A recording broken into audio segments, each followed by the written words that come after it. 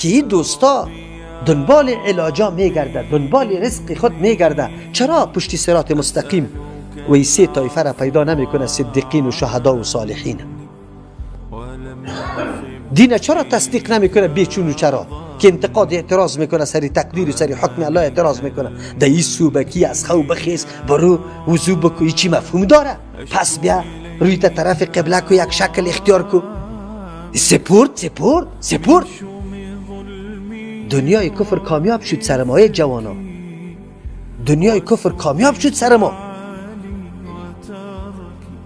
جاگزین عبادات الله، شبخیزی، کمک کردن با مظلوم، کار کردن، محنت کشیدن، جاگزین ازی امی فوتبالا و امی میدانای والیبال جور شدن. براتون میگه نماز ورزش است، این ورزش همینجاست.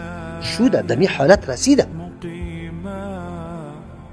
برای ما امی ابتکار کرده رویست. چقدر رو آورده جوانای ما به او طرف؟ به کدام طرف رو آورده؟ روس حمله کرد سر امی وطن ما. حکمت قطعی روس بود یا حکمت علیه روس بود؟ جواب بگوید. امرای روس بود. کسایی که مسلح بود، کسایی که تربیت یافته بود، کلگی قطعی روس بود.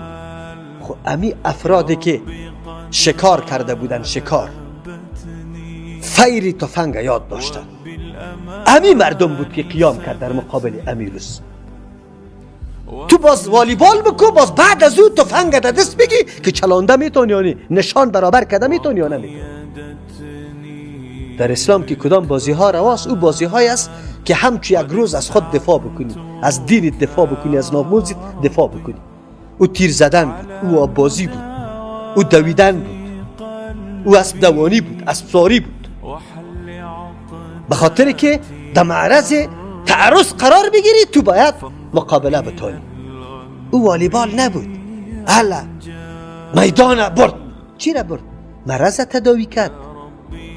فقیر غنی شد. چی شد؟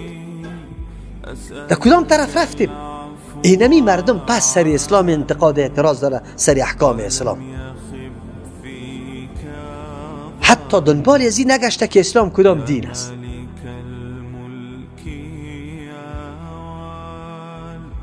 أشكو إليك وابكي من شوم ظلمي